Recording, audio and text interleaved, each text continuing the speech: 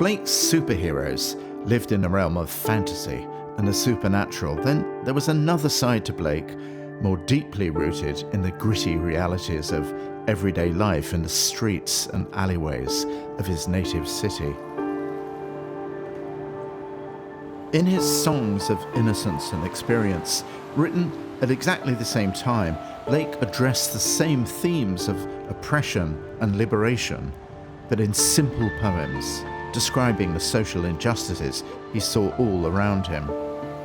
These poems, in particular, the savagely tragic London, have lost none of their power.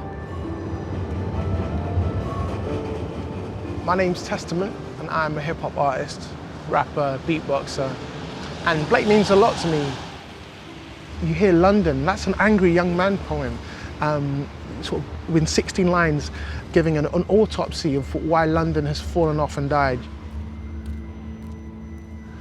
I wander through each charted street, near where the charted Thames does flow, and marking every face I meet, marks of weakness, marks of woe.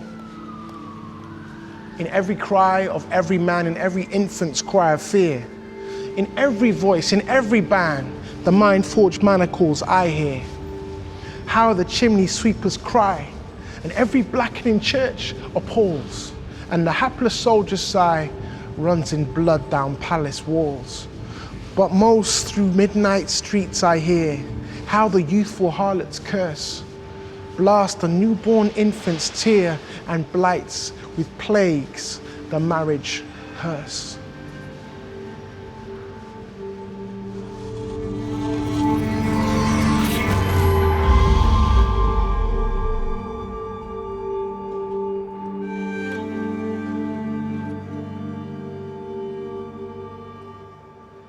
I first came across Blake at school in year 9, and I thought, this is dead, this is rubbish.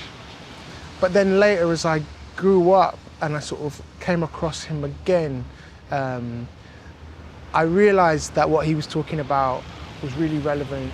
I mean, imagine that we lived in Blake's time. Imagine we lived in a world of rapid technological advancement, but it's being done at the cost of people being exploited far away. Imagine that we lived in one of the richest countries on earth, but kids are being exploited just down the street. Imagine that people are talking about the outrage being done to nature. Imagine that society is telling us that science is the only way and imagination is being bred out of schools. Imagine we lived in a world of discrimination, of racism and sexism, in a country that declares itself as the upholder of values that it doesn't keep. Imagine we lived in a world like that.